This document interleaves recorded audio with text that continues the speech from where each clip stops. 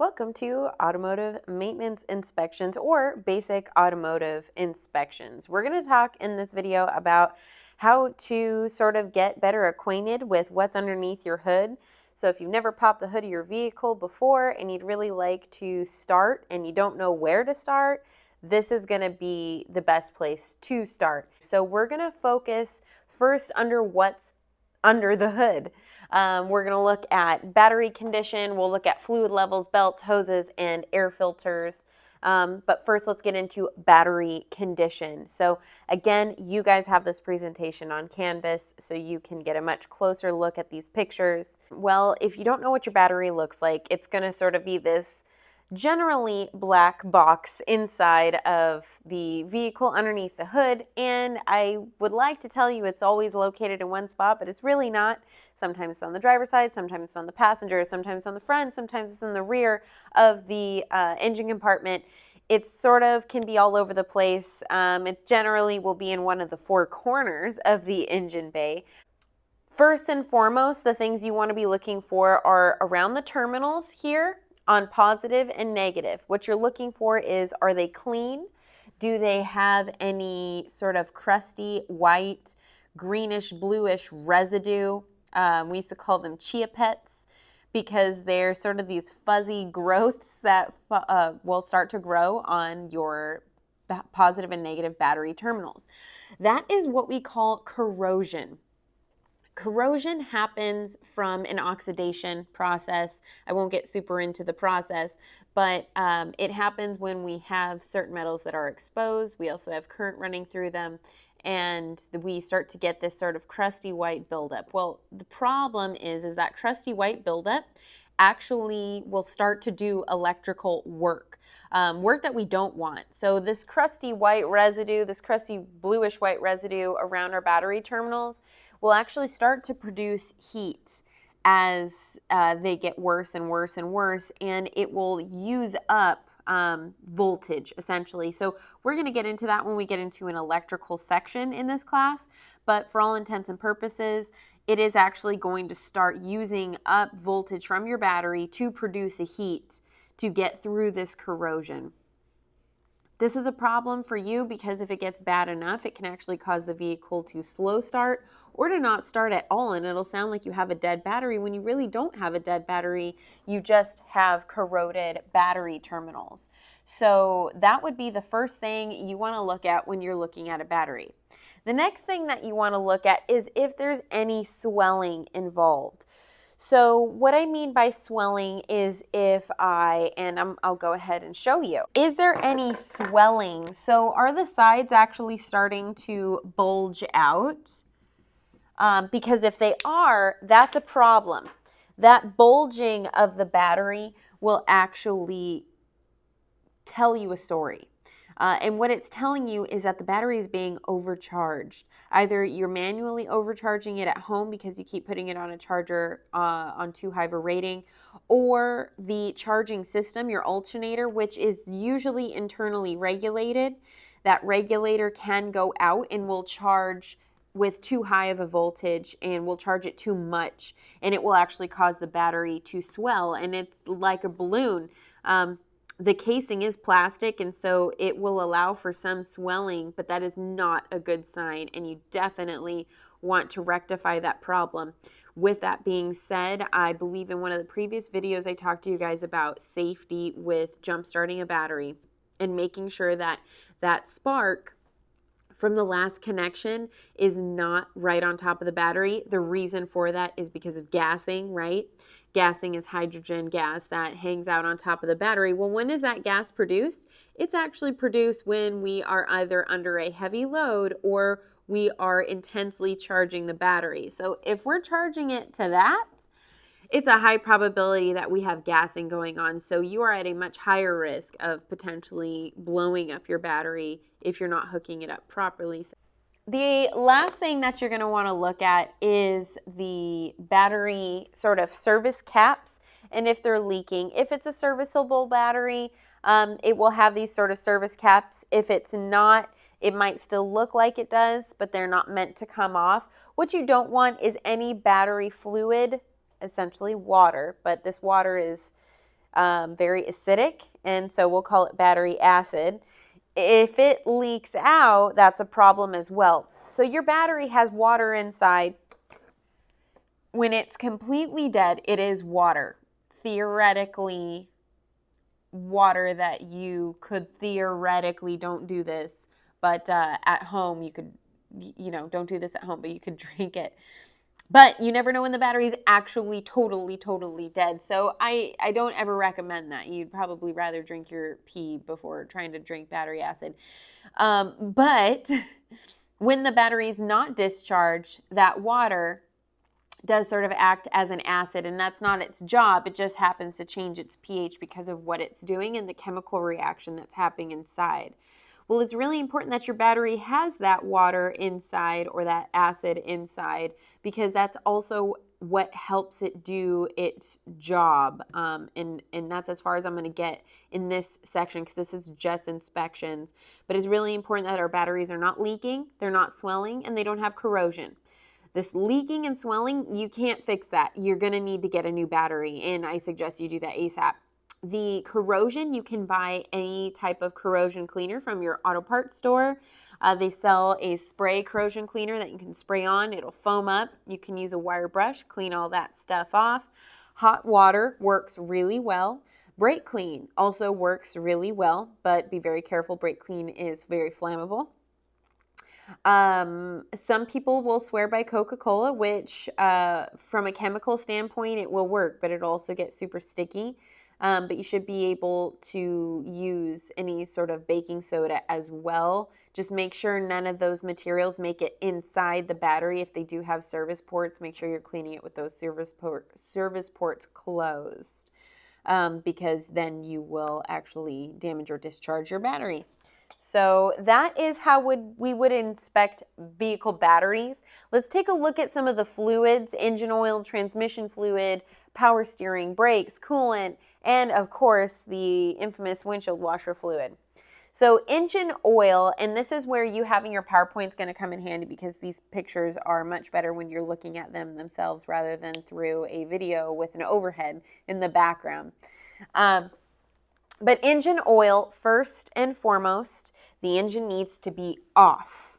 The vehicle needs to be on level ground, and you're going to need a rag. So once you've popped your hood, you found your engine oil dipstick, which sometimes they will go ahead and label it, and it'll say engine oil on the top.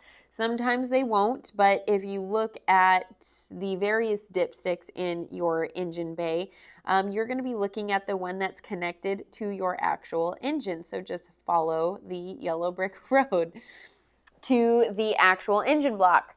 And when you pull the dipstick, here's the most important thing. If you just go ahead and pull the dipstick out and you read it, you're going to have a false reading. When the engine's running, oil's splashing all over the place. And so you'll probably get a reading which will look a lot higher than what it actually is. So, engine off, on level ground, you're going to go ahead and pull the dipstick and wipe it off. There's no point in even looking at the engine oil level when it comes out, because it's false reading. Go ahead and put the dipstick back in all the way, because if you don't push it all the way in, it won't show that you have a certain level of engine oil, and you think you won't have enough when you actually do. Put the dipstick in all the way, then go ahead and pull it out, and don't hold it up or down. Hold it sort of horizontal, and you can take a look at the bottom. It's either going to have 2 dots, or it's going to have an L and an F, or maybe it'll just have a whole section of hash mark. What does that mean? Well, the cool thing is I can tell you that it means the same thing no matter what car you're working on. The bottom mark, whether that's the bottom dot or whether it's the bottom of the hash mark or whether that's the L mark, that is going to mean low. The top dot, or the top part of the hash mark, the closest to the dipstick handle, is going to be your full mark. I can tell you from low to full, that is exactly 1 quart of engine oil. So if you're at the L or the bottom of your hash mark or the bottom dot, you are exactly 1 quart low, no matter what car you're working on, whether that is a 70s Chevy truck or whether that's a 2020 Chevy truck. It's going to be the same from vehicle to vehicle, which is pretty cool and makes things nice and simple. Now, that's checking the engine oil level, and I always like to double check it. So you'll go ahead and get your reading, wipe it off again, check it one more time for good measure, just in case. But we're not just looking for level, we are looking for condition. So besides level, what's going to constitute good condition, bad condition? So a lot of people will pull their engine oil dipstick out and expect it to look this clean, sort of yellowy, clearish, brownish, ambery color. And that's never the case unless you just change the engine oil. Your engine oil is always going to look dirty. So you really shouldn't use the color to figure out whether it's clean or dirty, because it's just always going to look dirty. If you change the engine oil and you drive 100 miles, it's going to look dirty. It's a dirty place inside of the engine, especially in the crankcase. And over time, blow-by gases will go through and dirty it up even further. But we're not looking at color, right? So what are we looking for? First thing is when you pull the dipstick, take some of that oil and put it in between your fingers and sort of move your fingers back and forth. It should feel nice and smooth and slippery. If it feels gritty, like there's stuff inside of there, it's dirty. That would be a much better way to figure out whether your engine oil is dirty or clean. Next, what does it look like as far, not necessarily as color, but is it opaque and milky? Or is it a brown but clear? And hopefully I'm clear when I say that. But when you pull out the dipstick, you should be able to see the dipstick through the oil, if that makes sense. If it is milky, like you just pulled a dipstick out of an In-N-Out chocolate milkshake, as delicious as that might sound, that is bad news for you. That means that you have coolant contamination inside of your oil, and there's really only one way that can happen. Well, the most common way anyways is going to be a blown head gasket, which can mean buku dollar. But it can also mean a cracked head. More than likely, it's going to be a blown head gasket. Hopefully, fingers crossed, because a cracked head is even more money. Either way, the cylinder head's going to have to come off, and you're going to have the head gasket changed. But that's what milky oil means. Lastly, and this is something I'm going to just sort of breeze over, and we will retouch it when we get into emissions. But is your engine oil flammable? So when you pull that dipstick out, you can take a lighter and try to light that engine oil on fire. It should not light on fire. It should not be flammable. If it does light on fire, and when I say light on fire, it's not going to light like a fuel or gasoline vapor.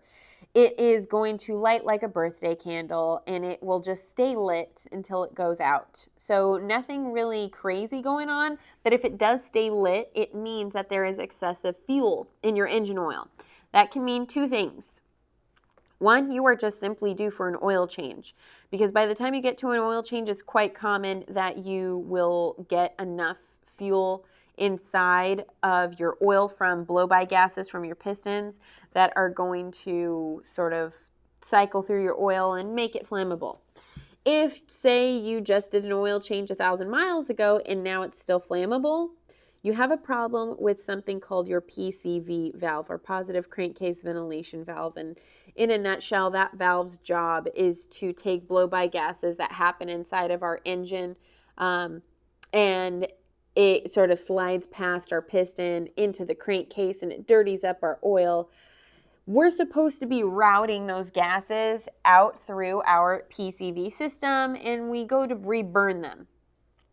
Well, if your PCV system's not working, then that system's not working, and you're going to get excessive fuel blow-by vapor inside of your engine oil. So you either need an oil change or you need to change your PCV valve. And only you know that because you would know when your oil change was last done. So that would be how you would check your engine oil.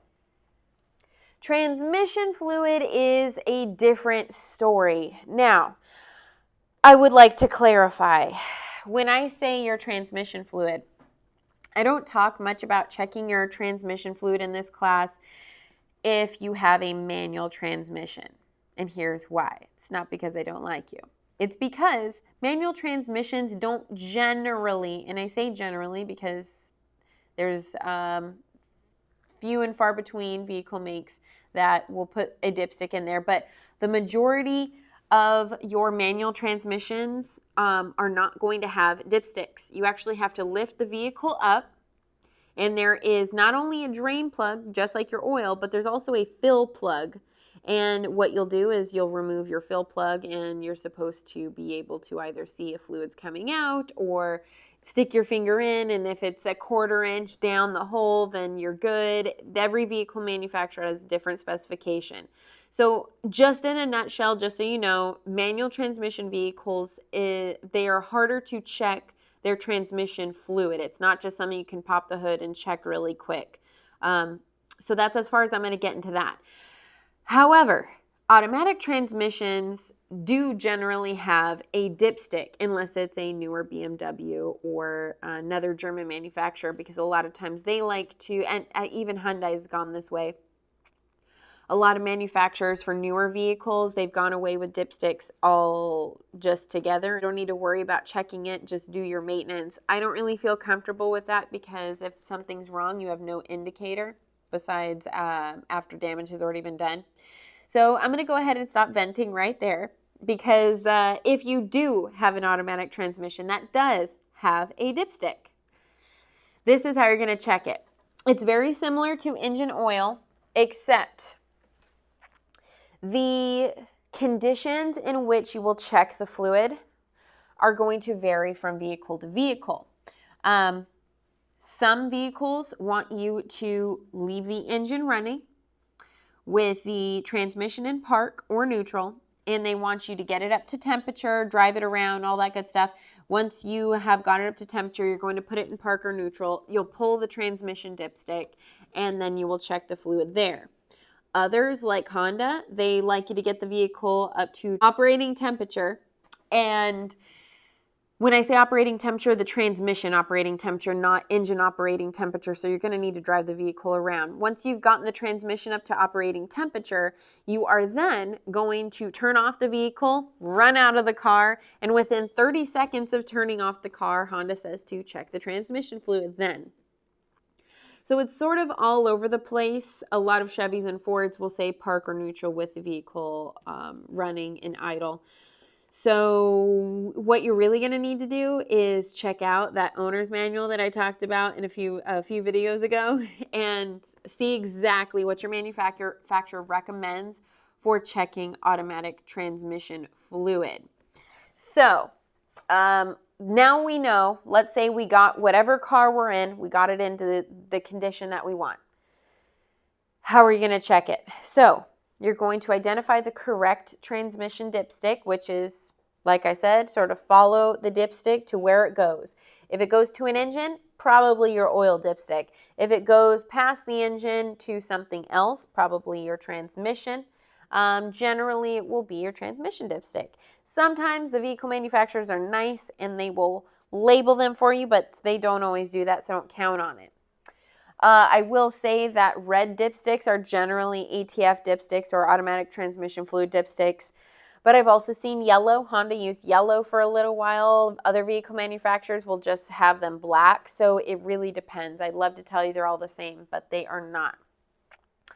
Next thing, sometimes they want them to, like I said, be at a certain temperature.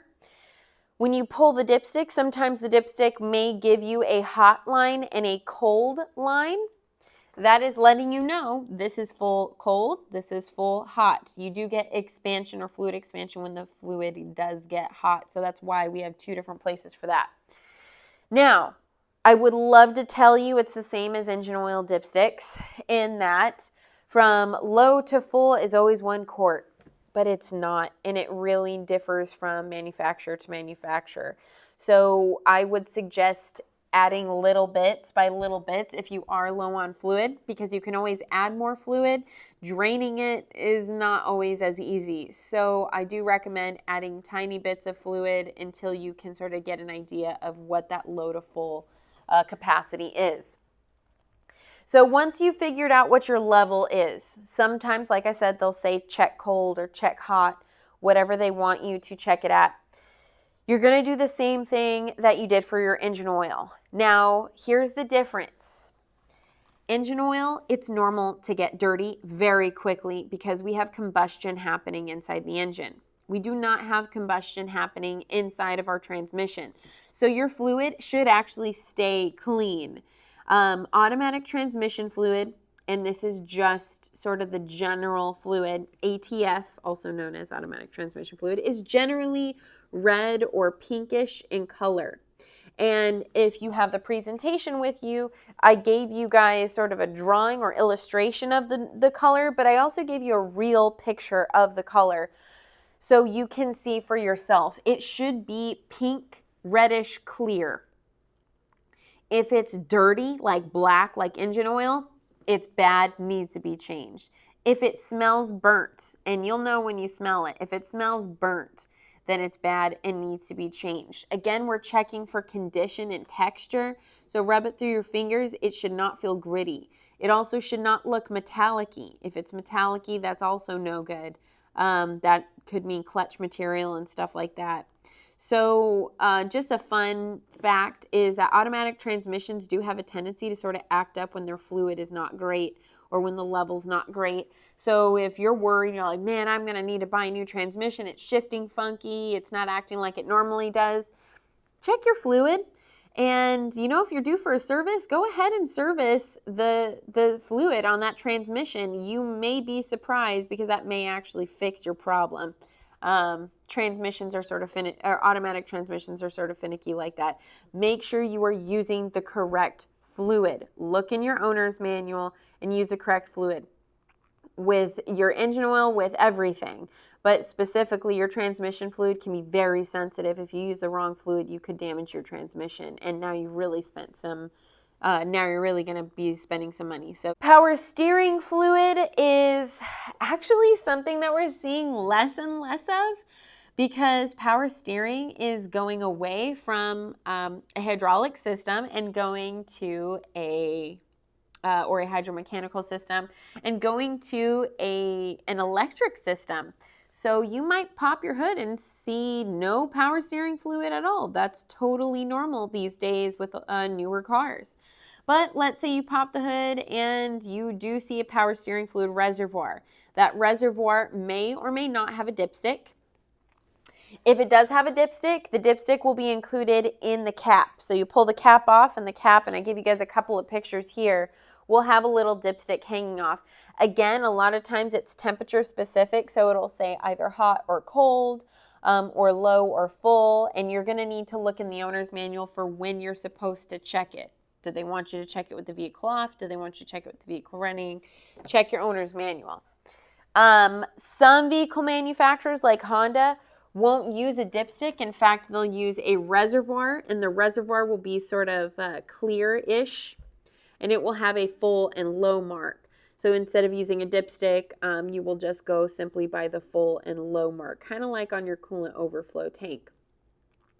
Now, again, there's no combustion happening in there, so your fluid should look pretty clean.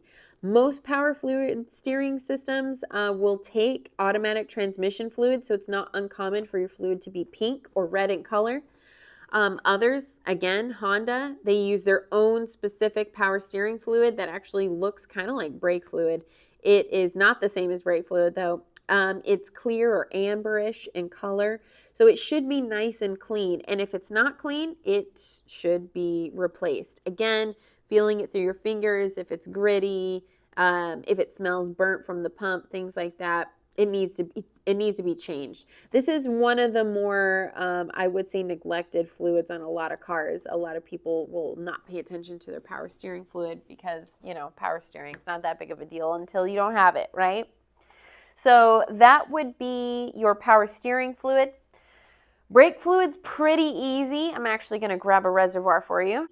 So this is a master cylinder off of a car. So this bolts up to a power brake booster, whatnot. And we can see there's no dipstick. I don't have the cap on here, but if you look closely, it says max and min. Those lines, and here's the same marks without colors on them, max and min. And it's exactly what you would expect. The maximum line and the minimum line. Don't go underneath your minimum line and don't go above your maximum line. If you go underneath your minimum, you could starve your brake master cylinder, and now you're going to have a spongy brake pedal and you're going to have to bleach brakes. If you go above your max, we could end up with a leak outside the cap. That cap is not super airtight and can leak fluid if you overfill it. So don't overfill your brake fluid. With that said, what if you have an older vehicle that has a cast iron or a cast master cylinder reservoir?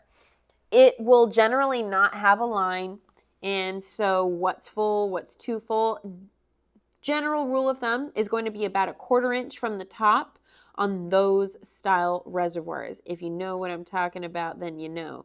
If you don't know what I'm talking about, then you probably have one of these and you can just go by your minimum or maximum lines.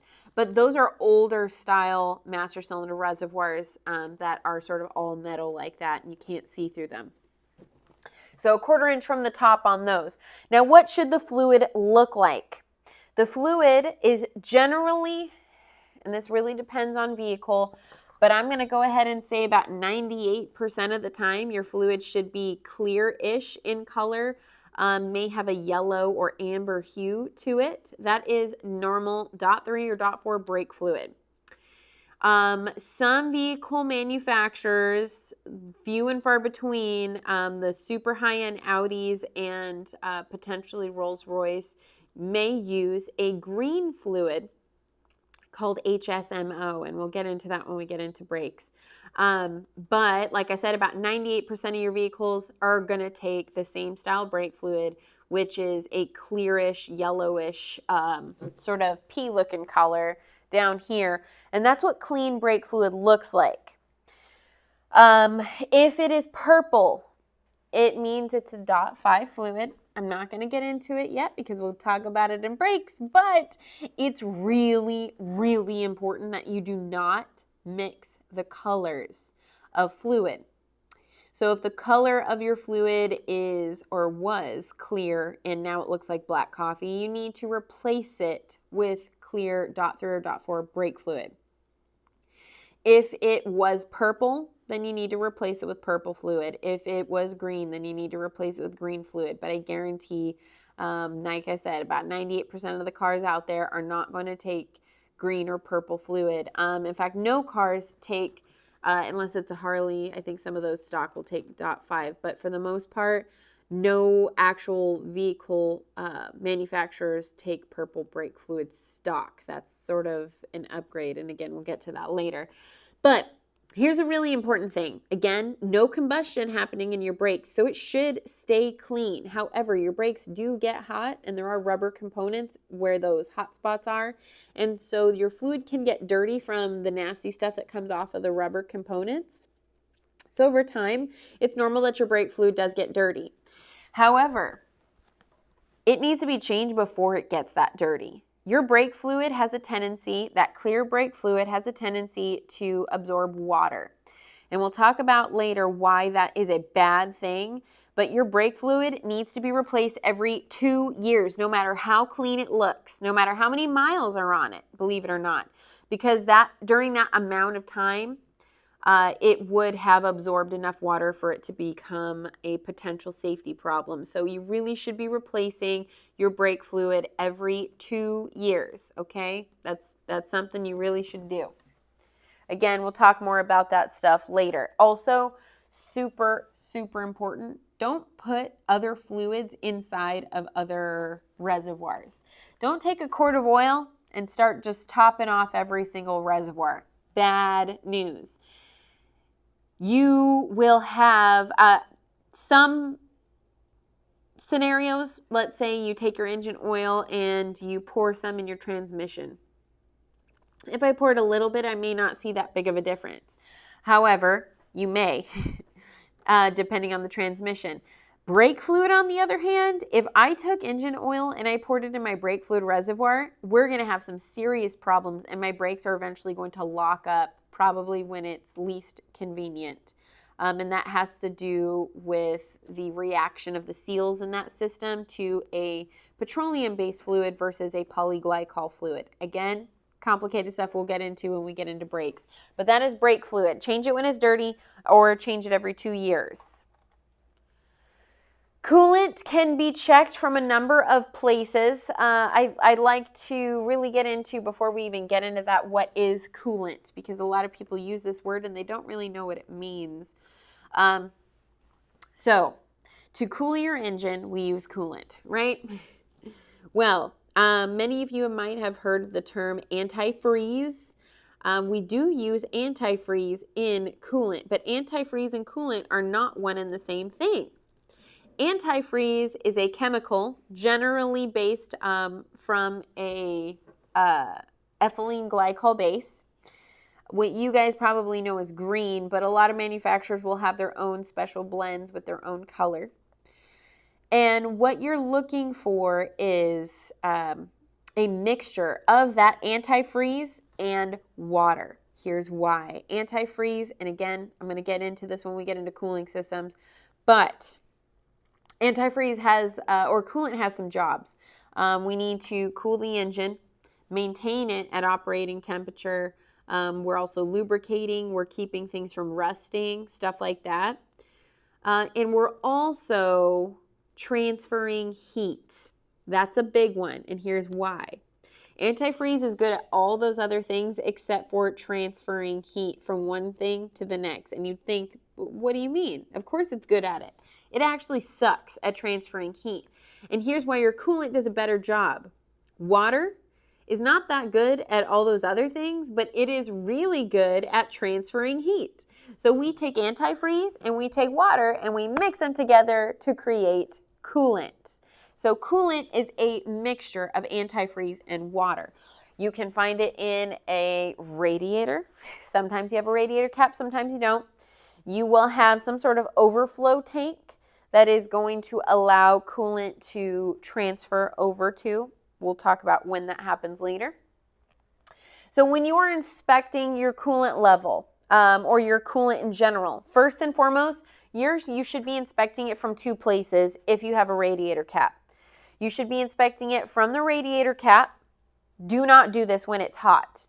Bad news. It'll turn into a scalding hot geyser if you take off your radiator cap when it's hot. So let the car cool down, okay?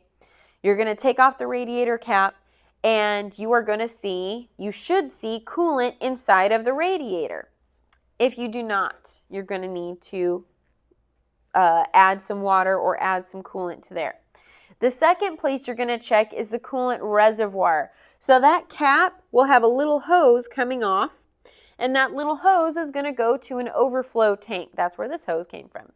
And that overflow tank is going to have a full and low mark, or a high and low mark. And that is also going to be something that you want to check. If it's super low in the reservoir, go ahead and fill up your reservoir. If there is, you might have an adequate amount in the reservoir, but you are low in your radiator. We'll talk about why that is when we get into cooling systems. But make sure that you have a good level of coolant in both the radiator and the overflow tank. If you do not have a radiator cap, don't fear. Your radiator cap and your overflow tank are married. We call that a surge tank. Surge tanks have pressurized caps just like the radiator cap right here. So it's very important that we don't open up our cooling systems until the engine has completely cooled down. If you can't touch the valve cover with your hand, it's too hot and you need to let it cool down. Okay? So that's how you would check level. Also, we're checking condition. So make sure, again, it's not dirty. We should not have dirty coolant, because the coolant is going around the water jackets in the engine. It's not actually passing actual combustion like engine oil is. So we should have fairly clean coolant. What color is it supposed to be? Well, that depends on the vehicle manufacturer and the make of the vehicle, or the model of the vehicle. If you see lime green coolant, that is generic universal coolant, that can generally be put in most vehicles. So a lot of times Chevy will use orange Dex Cool. Honda will use a blue coolant. Toyota has a pink coolant. Toyota actually has a couple different colors of coolant. Ford has different shades of yellow. They have yellow and gold. Slightly yellow. No, I'm just kidding. Here's the biggest thing you need to know. Do not mix colors. If you mix colors, what will happen is that mixture will congeal and turn into a jelly material. Problem is that jelly doesn't really go through coolant passageways very easy, and it also doesn't transfer heat very well. So make sure that your coolant is the correct color. If it looks like carrot juice, you might have rust in your system. If your coolant has a rainbowy hue, like BP took a bath and had an oil spill inside of your coolant reservoir, that is going to indicate potentially a blown head gasket. We'll talk more about that later when you get into a tune-up class. So we're looking for cleanliness of the coolant, the correct color. We're also looking to make sure it doesn't have a rainbowy hue to it. If your coolant looks like a strawberry milkshake, again, delicious, but not good, don't eat the milkshake. It's not an actual milkshake. I don't recommend that. What it does mean is that your radiator is bad. A lot of radiators that have automatic transmission on cars that have automatic transmissions will have an automatic transmission cooler that runs through the radiator. I know I'm talking about stuff that some of you guys might not be familiar with, but for those of you who know, you will have a transmission cooler inside your radiator, and if those barriers break inside of the radiator, you're going to get red transmission fluid that mixes with coolant, hence the strawberry milkshake. So if you see that in your coolant, that means you need a new radiator. You're going to need to flush your transmission, and you're going to need to flush your coolant. So let me know if you guys have any questions on that. I know that's a little bit more into that subject than I normally go. Your surge tank and or overflow tank are very common places for cracks and for seeping of coolant. So coolant will dry usually very quickly because it's hot water. So it won't look wet most of the time. So if you have a coolant leak, you're not looking necessarily for coolant puddles. You're looking for crusty white residue, almost like corrosion, because that is the sort of what is left from coolant evaporating. So if you see that on a coolant reservoir, you should probably change the reservoir. If you see that on a radiator, your radiator's leaking. If you see that on a coolant hose, your coolant hose is probably leaking, or even a water pump. So something really to take into consideration, especially before a long trip. Last thing you want is to bust a radiator hose on your way to Vegas. Lastly, the fluid that is most important, we all know and love, is our windshield washer fluid, right? No, everybody knows that's blinker fluid. So first thing, the reason why we even talk about this is because a lot of times customers will have you work on their car, and when they get it, the one fluid that they might know how to check is the windshield washer fluid. Well, if you didn't check their windshield washer fluid, you might have done all this where you might change a head gasket, you might have done all the fluids, but you didn't check the windshield washer fluid. They are going to assume you didn't work on their car at all. You might as well have just completely ripped them off. So it's really always important that when you're working on cars to make sure you check the fluids. Make sure that you indicate when a customer needs windshield washer fluid or add it. This is not the time to add Windex or Fabuloso to your windshield washer reservoir because it is a different mixture and it will definitely streak up your windows. And it's not necessarily good for the whole system inside the pump and all that good stuff.